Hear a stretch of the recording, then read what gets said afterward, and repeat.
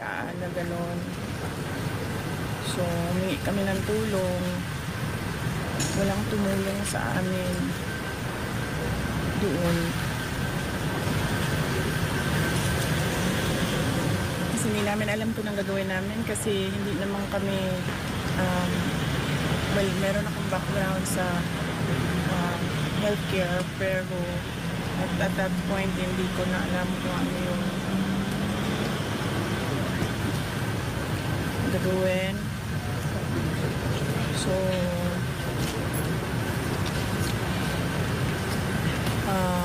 sabi namin suka siya ng suka tapos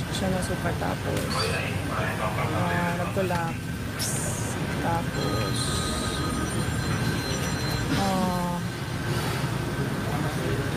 well before siya sumuka buti na lang nagbabantay si Nicole, kinuha niya yung ballpen tapos ginanyan niya yung kamay niya, sabi niya ayoko na ito, ayoko na talaga.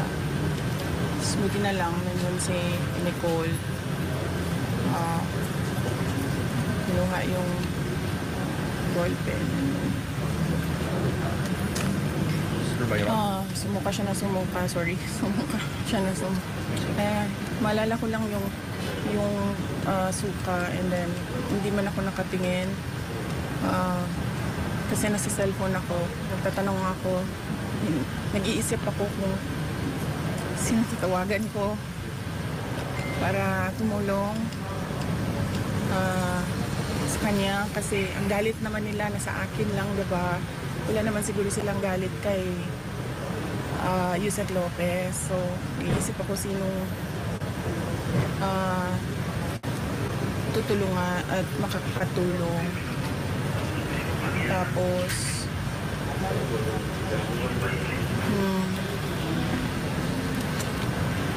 so nag-collapse siya tapos hindi ko alam kung ano nangyayari.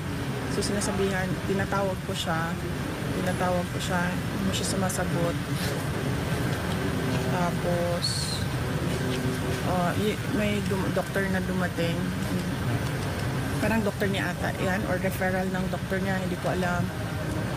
And then kinausap ng mama ni Yusek Lopez yung doktor, nag-usap sila, tapos nagbigay ng instructions yung nanay kasi siya yung next of kin, pero nagsabi yung nanay kanina na since wala siya physically sa Manila, can I just take care of her daughter. Tapos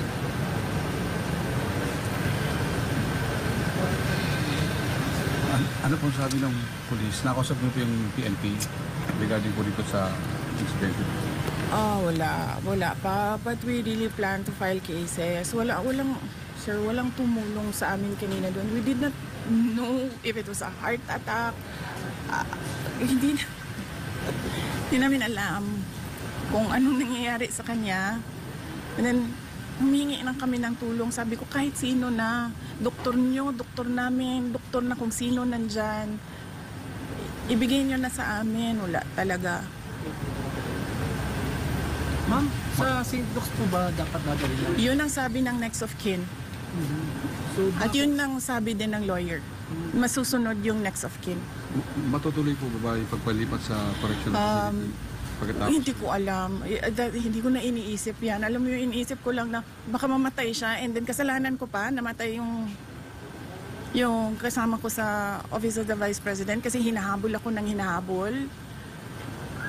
So hindi ko na maisip yung correction na. Sir Bayon, you have question? Ma'am, sa tingin niyo kanino po nanggagaling yung komanda? Hindi kayo paalisin, hindi papasukin yung ambulansya? Of course, sino bang nag-aangkin ng House of Representatives? Di ba si Martin Romualdez lang naman? Anong sabi ni Joel Chua? Ni Congressman Joel Chua kay Congressman Pulong Duterte? Sundalo lang ako. Ano sabi ni Congressman Pulong Duterte sa kanya? Sundalo lang din ako. Pero pag isang sundalo nag-abuso, lalaban yung isang sundalo. And you can ask Congressman Pulong Duterte. That's a direct quote sa sinabi sa kanya, Congressman Chua. Next question. And you know what? Kasi sinasabi ng doktor na parang isettle na lang namin yung charges. Kung ano man yung charges. Martin Romualdez, ikaw magbayad ito lahat. Pag namatay ito, ikaw magbayad lahat. Kung ano ang gusto ng nanay ni Zuleika Lopez, ikaw magbayad lahat. Kasalanan mo ito. Kasi gusto mo magpresidente, hinahabol mo ako. Tigilan mo na yung ambisyon mo. Wala nga boboto sa'yo. Wala. Ano na po mangyayari pagkatapos po nito? Anong plano nyo at anong hakbang ang gagawin nyo pagkatapos po nito? Nandun yung dalawang lawyers. So, ano na ako, sabi ko, can I just think as a friend right now? Ayoko na mag-isip as a lawyer. So, sinabihan ko silang dalawa doon, kayo na mag-isip as a lawyer. So, initially, ang narinig ko, there's a case of robbery. Ninakaw yung dalawang cellphone ni Yusek Lopez and cellphone ni Nicole. Ninakaw nila. Ayaw pa nila ibalik. Sabi ko, kakasuhan ko kayo ng robbery. Kakasuhan ko kayo ng pagnanakaw. Doon pa nila binalik. Nung sinabi ko sa kanila, nagnanakaw kayo ng cellphone.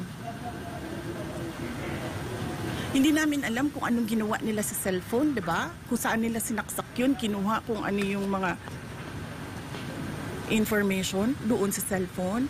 Hindi ba paglabag yan sa karapatan ng isang tao to privacy ng cellphone nila? Humingi kami ng tulong kasi hindi namin alam kung anong gagawin doon sa loob. Walang tumulong sa amin. Wala.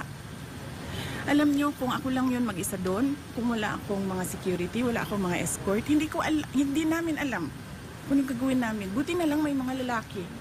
Kasi sila yung nagbuhat, sila yung nag-arrange kung paano makalabas. Wala talaga, nakatayo lang sila lahat doon. Meron pang mga naka-uniform na hindi ko alam kung anong uniform yun ng military ba or police na tinatanong ko, sir, may sasakyan ba kayo? Sasakyan nyo na lang gamitin namin. Walang ambulansyang dumadating. And then he said na, wala kami sasakyan. Paano? Isip ko pa, paano kayo nakaabot dito? Naglakad kayo? Ganun yung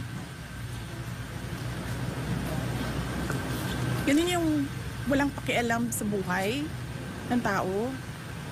Hindi na nahiya sa nanay. Hindi naman akusado yan. Hindi naman convict yan.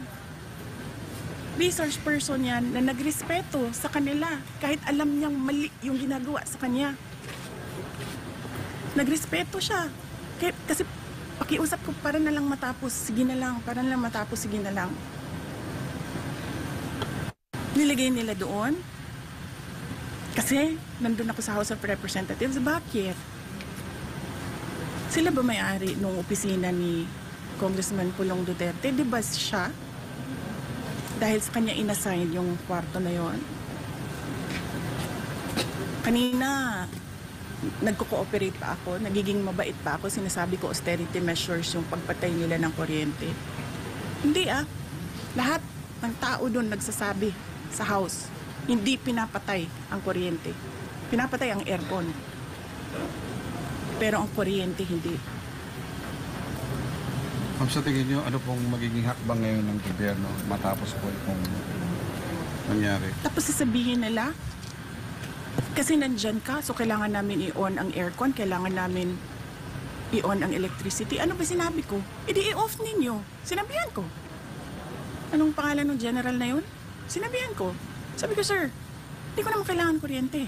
Hindi ko kailangan ng aircon. Sa opisina ko, hindi ako nag-aircon. Ayaw ko ng aircon.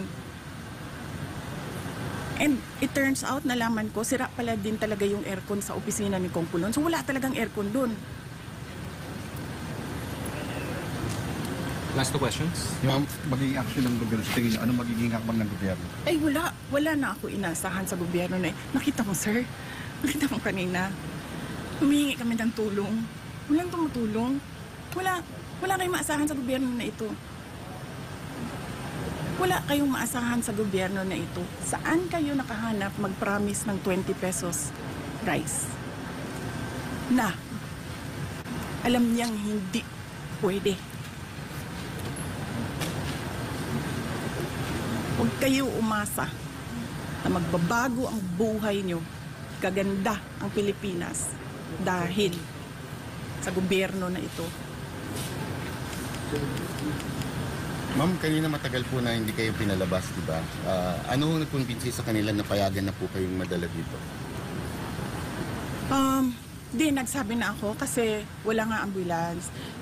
Nag-request kami ng ambulance. Si doktora nag-request na ng ambulance. Nag-request kami ng nag-request. Nandun na yung ambulance. I don't know gano'ng katagal. How many hours yung ambulance doon? 3 na. 3 hours ang ambulance nasa gate. Wala pa naman nangyayari kanina eh. Walang nangyayari. Ang ginagawa lang niya, umiiyak siya, yes. Pero sinasabi lang namin na she feels she's not safe. She fears for her life. Hindi siya makaisip ng maayos. Tapos yun na nga, may nangyari na. Hindi pa sila nakikinig sa tao.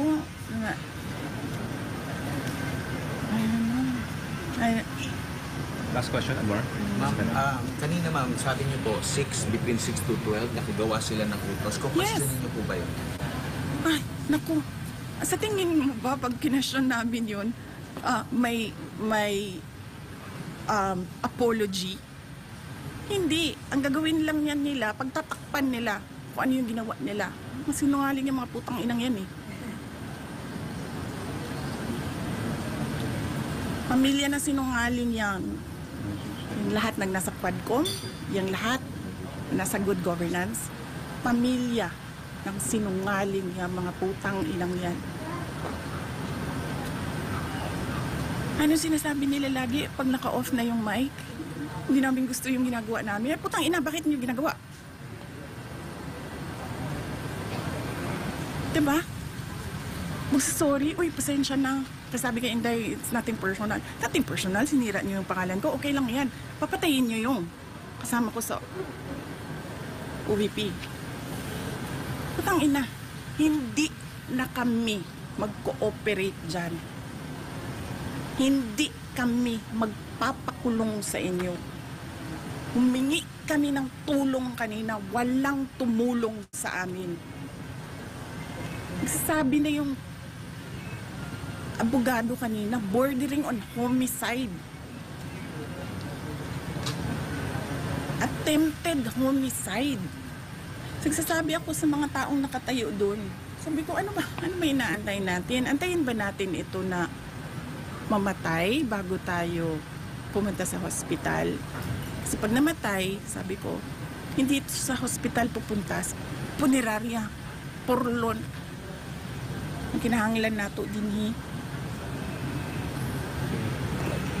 Anong tanong? Message na lang po, ma'am. O meron kayong message sa taong bayan. Very hopeless. Hopeless. Sabi ko, we are on the road to hell. This country will go nowhere. I'm telling you. Walang papupuntahan itong bayan na ito. Wala silang ginagawa. Galing ako sa loob. Naging cabinet member ako. Wala silang ginagawa. Sa totoo lang. And personal knowledge ko yan. Kasi I was there. I sat there. I listened. Rinig ko. Lahat. Wala nang papupuntahan ito. Sabi ko nga sa inyong lahat, BBM, Lisa, Martin Romualdez, o kung sino pa man yan dyan, gusto humabol sa akin, God me to hell. Go ahead. Tingnan nyo. Okay, ma'am. Sundan natin. Sundan natin. Ayan na. Ha?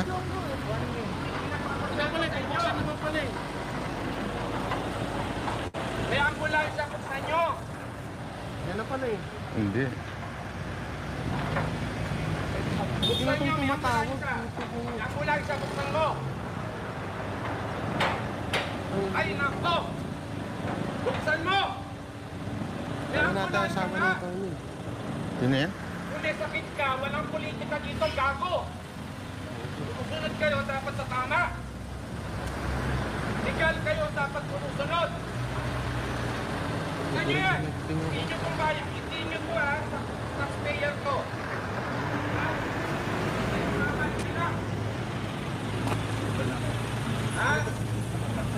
Hindi dumami pa tao dito?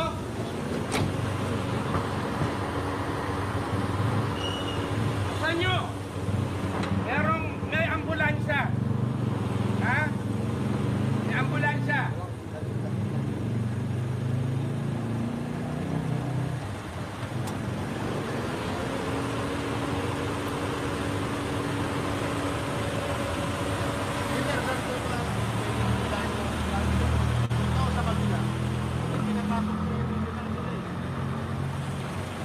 Si Marvin, nandiyan dyan. Bakit kayo? Ayaw ang pasukin ng ambulansya. Sir, pakibukas lang, sir. Sir, ang order ninyo sa tao ng gagaling. Legal order ang susundin ninyo. Medical emergency yan. Alam nyo yan, makakasuhan kayo dyan. Kayo nakapost dito. Tapos tatalikod kayo. Huwag kayong duwa. Panindigan ninyo pagka-pulis nyo. Hindi nyo lang kayo. Ayaw ang pagkutin ng ambulansya.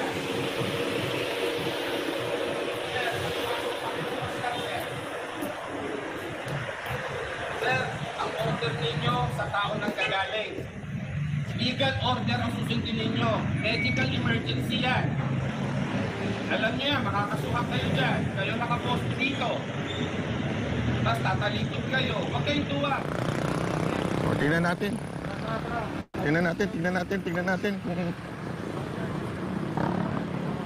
Sa Southgate.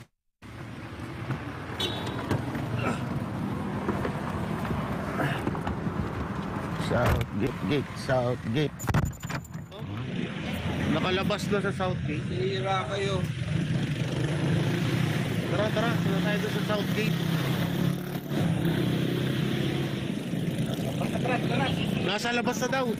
Southgate. Ini-update Ma'am Ana sa loob. Wala pa, pero ang sabi dito, wala pang update sa loob aside from the last na sinabi na yun nga nag-collapse at saka hindi nila ma-revive si ano. Ayun. Yun yung kanina. Pero walang update naman, pero may doktor naman. Yun lang yung maganda. Pero yun nga. At saka kanina sinasabi ni Madam BP na yung nanay mismo ni Attorney Laika na ang nagsasabi na kailangan isugod nga sa ospital ang anak niya. At ang sinasabihan kasi ng nanay ni Attorney Laika is si VP. So yun. Na hanggang ngayon, as of 3 a.m. plus, wala pa talagang ambulance. Pinapasok, may media na daw na nakapasok sa HOR, pero ang ambulance hindi pa. Bakit nila inuna? I mean, for Diyos for Santo. Ay. Mas importante pa yung media yata. Kaysa Well, ambulance. kasi baka yung media ay gagawa ng storya na iba. Kung sino man yun. Yung ambulance, dapat, yun ang magni-negotiate ka ba? Yun ang ni-negotiate mo ba ang ambulance na pumasok o hindi? Tapos alam mong, ayan, ABS-CBN nakapasok sa HOR instead na ambulance. Yun ang bagong update. ABS-CBN ang pinasok. Pinapasok. CBN? No, Sa no halip chance. na ambulance. Ito si Joel Chua, congressman ng 3rd District ng Maynila. Mga kaibigan namin, mga kababayan natin dyan sa Maynila, Diyos ko po, no, tatakbo uli yan. Ano yung sabi? Sundalo lang siya? Hayop ka, wala kang bayag, wala kang sariling desisyon. Ha? You know, what I realized, no, yung kasi si Bongbong Marcos, very obvious, not fit to lead, no? Hindi talaga president. Wala. Hindi talaga. At ang naglagay sa kanya dyan, ang tumulak sa kanya dyan si Amy Marcos, di ba, yung kapatid niya. So anyway, I was saying, no, itong in relation yung doon sa sinabi mo kay Joel Chua, kaya ito tumatagal kasi pinaprop up itong Pangulong ito ng mga may selfish na agenda din. No? At saka may pananagutan eh. Di ba, sinasangkot siya ni Mayor Dumagoso sa almost 20 billion na corruption diyan sa sa pondo sa Maynila. Kaya kanya-kanya silang kaya hindi sila makagalaw. Kaya sila sundalo, yung sinasabi sundalo lang ako, nauutusan sila. Kasi meron silang may mga atraso lahat eh. Tingnan mo yung sino ba yung mga maiingay. Number 1, si JJ Suarez. Ilan ang kasong plunder niyan? 2. Tapos ang dami pang graft and corruption, may legal possession of firearms pa, may murder pa. Oh. Si Paduano may kaso rin, murder din, di ba? Si Gutierrez, si Rod Gutierrez ng One Rider, contractor. Oh, 20 billion. Oh. Kaya siyempre pangangalagaan nila yun kasi kumikita sila eh. Yun ang ginagawa ng kasalukuyang gobyerno. Yung kanilang yung mga pitbull nila, ginagastusan nila ng pera ng gobyerno para siyang para imbis na silang nandiyan sa forefront, ito yung kahol ng kahol, ito yung kagat ng kagat. Midnight, the way yung put together ko, past midnight, biglang may pumasok sa kwarto ni attorney, kinuha yung kanyang phone, mga pulis. Marami sila, ang minention niya around 9. Pumasok sa kwarto niya, kinuha yung phone niya, tapos nagdadalhin siya, may papel na dala, may dokumento na dala, na ang nag-sign si Congressman Chua, na dadalhin si Attorney Laika sa Women's Correctional. So, hindi siya pumayag kasi labag sa batas yun, no? And then she was very disturbed by and then medyo hysterical na siya. And ayun, nagsuka-suka siya. And then hindi pinapasok ng matagal ang ambulance, siguro oras. Mga 2 hours. Mga 2 hours. 2 hours bago siya... kasi minomonitor ko from the time nag-start yung anong tawag nito, yung virtual press conference hanggang bago tayo pumasok dito sa SMNI. More than 2 hours na yun, Yeah. And it was very distressing to listen to it, no? Kasi in the background maririnig mo na sumusuka siya. Correct. At saka it's really hysterical, no? So and then she was denied medical attention. That is a violation again, no, of a law, of our laws. Ang isa pa diyan, Lorraine, Doc, hindi ko maintindihan ano nang nangyari sa mismong rule o protocol ng House, because yung mga detention order, contempt order must be signed by the speaker. Yan ang nasa rules eh. Bakit committee chairman lang ang pumipirma and it is being honored by the Sergeant at Arms? Yan nga po, Sir Jay. No?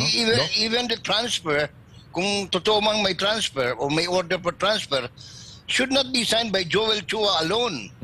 It has recommendatory lang yung committee. It is the Speaker of the House of Representatives who should sign orders, no? Subpoena, kung ano man yung warrant na yan.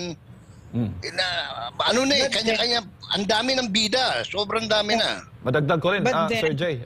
Doc, kasi nakapagtataka din, bukod doon sa pirma, bakit past midnight isinalbi itong order na ito? Yeah. Wala na, Yeah. bastusan na sa bastusan na Lorraine eh. Yeah. Ano, I was gonna say kasi na Jade and Franco, mga kababayan, hindi naman tayo, we're not strangers to this, no? Yeah. Itong kabastusan na ginagawa ng Kongreso, we were on the receiving end. Up to now, we're on the receiving end of it. SMNI, KOJC, nakita natin first hand yung kawalan ng batas sa Pilipinas. No, na mismo yung General Torre, wala siyang pake dito sa search warrant, hindi mahalaga. Sila ang batas. Yun yung natutunan ko dito mula nung na-detain ako. Dahil nagtanong lang kami ni Eric nung yung constitutional right namin na humingi na accountability kay Martin Romualdez. Mula simula nakita ko na sila ang batas. Yan ang maliwanag na idinikdik sa SMNI, sa KOJC at ngayon dito kay VP at Kilay. Kaya what can I just add, no? What's disturbing to me is that yung impunity ay palala ng palala kasi nung na-detain ako noon, Jade and Franco, hindi naman sila pumasok sa kwarto ko eh. Correct. No? Ngayon pinasok. Hindi nga kami makapasok eh. Kami mga dadalaw, di ba? Yeah. So, pero yung phone ko, 1 hour lang. 1 hour lang kami. Pero hindi nila kinuha. Tinago ko. Hahawak ko. No? But even that sa akin, violation pa din yung ginawa nila sa akin. Pero ngayon, palala ng palala, magagawin nila kahit andyan Kasi yung... hindi ka naman pag dinitain dyan, pag kinontem ka, you're not classified as person deprived of liberty. Hindi ka naman ano eh. Tapos what they're doing is practically pero bago yan, Doc, kasi ang daming mga tanong dito sa Davao, especially yung mga kapatid nating mga katutubo, no, mga Bagobo, mga Klata at saka Tagabawa. Kasi alam naman, hindi alam siguro ng marami na si Attorney Lopez, na parang anak ko na rin yan dahil anak ng Brad namin yan sa fraternity, Doc, no? Anak ni Brad Joy yan. Anong latest? So tinakbo na ba siya sa ospital? Kasi kanina ang report na natatanggap ko ay she was not responding anymore before she was rushed to the hospital. Yeah. Yun din ang dinig ko, but I cannot say kasi hindi ko naman siya nahawakan or anything, so yun narinig ko lang, no? That she wasn't responding. Correct. But she was already brought to the hospital, I think an hour or so after she collapsed.